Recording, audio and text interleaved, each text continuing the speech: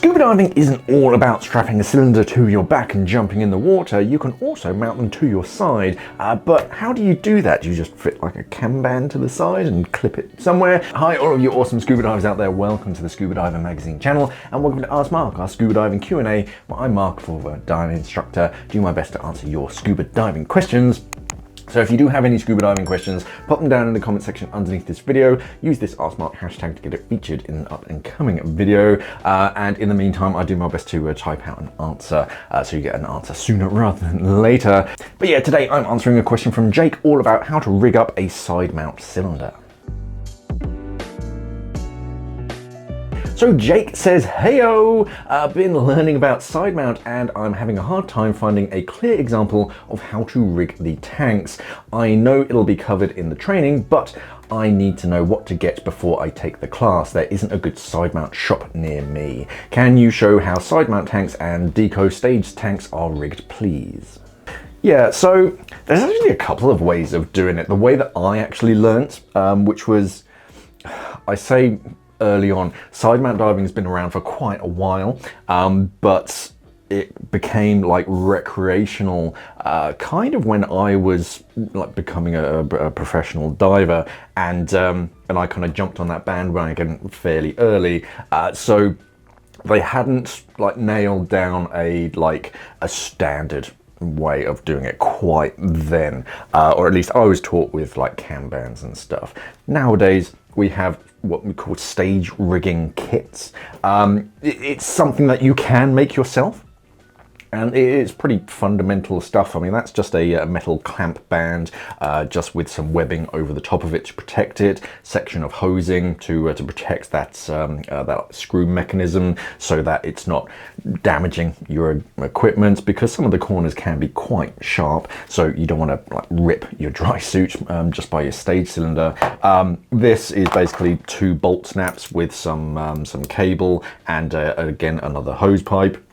This is just a big rubber band basically, and this is a flathead screwdriver. It's all pretty simple. It's something that you can make yourself, but they do come in kits, which personally I quite like. It's already made up to size for a particular cylinder size. If you're using like a small little like 40 cubic feet or a bigger 80 or something, they come in different sizes, and some.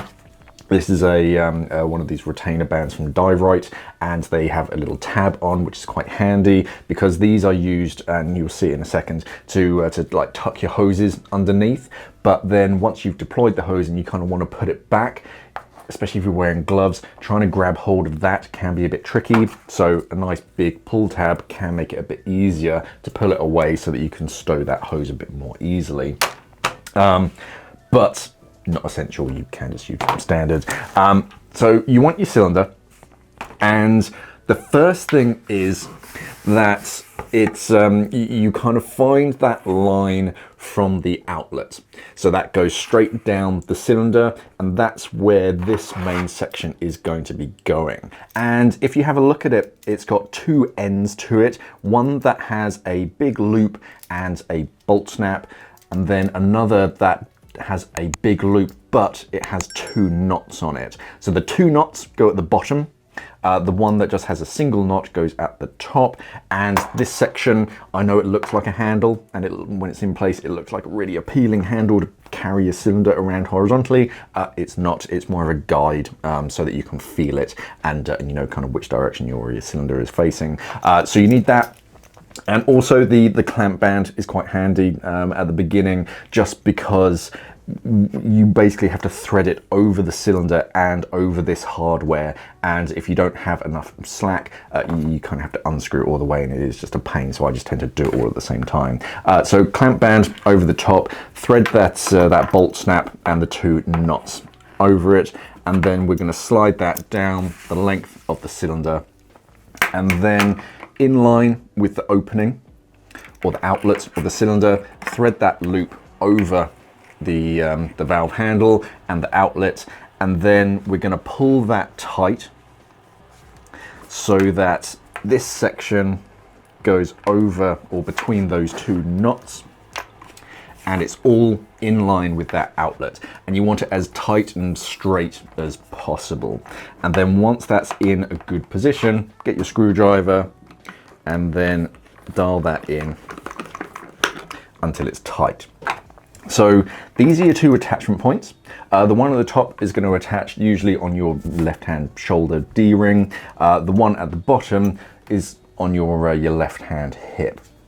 So you have those two D-rings, those two attachment points, and there are some other ways of doing it. Yeah, I was trained with the traditional cam band, which can be adjustable in the water. So if you want to adjust where it is, then you can slide it in the water. This, of course, requires a bit of tooling. So you need to know that, hey, when I was in the water on this dive, I wanted it a little bit further down. You can adjust it, but you've got to do it out of the water unless you're particularly good with tools and breathing and doing stuff underwater.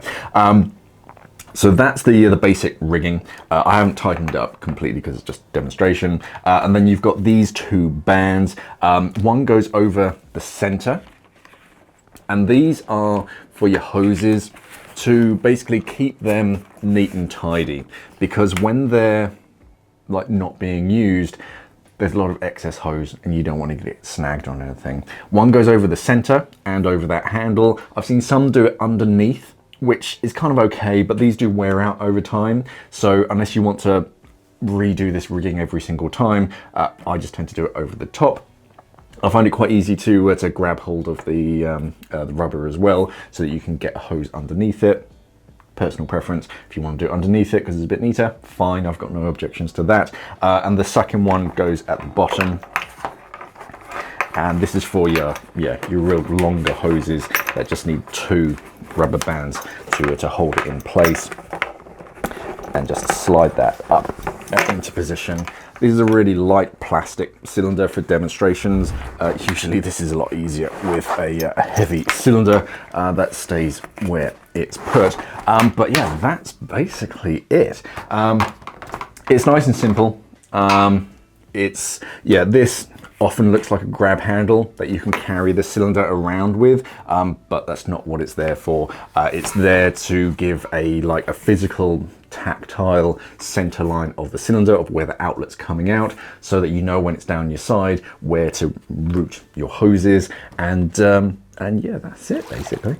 It's pretty simple, and I think you can usually find images online of people who've rigged up cylinders, how they do their regulators, because again, how your regulator is done, I was taught to have the SPG on a short hose facing upwards, so that you could kind of glance down and it's there. But I see a lot of divers have it pointing downwards and then bend the hose and kind of spring it down with some kind of bungee, so that again it's still facing upwards, so you can glance down and see it, but it's not quite as prominent. And others have it just straight downwards as well, so you have to do a little bit of twisting. Personal preference, whatever you're taught. But yeah, that's the standard of how to rig up a side-mounted cylinder nowadays. Yeah, you can buy these as kits, like complete kits. Just make sure that you're getting the right cylinder size, because yeah, they do come in different sizes. You can make it yourself if you feel particularly constructive, but for the cost and the effort of everything, I'm quite happy just buying a kit. But yeah, any other recommendations, by all means pop them down in the comment section underneath this video. Any other questions, queries, or whatever it is, then pop them down in the comment section. Use this @smart hashtag to get featured in an up and coming video. Otherwise, remember to like, share, subscribe, do all that good social media stuff. Head over to the website divernet.com. Thank you for watching, everybody, and of course, safe diving.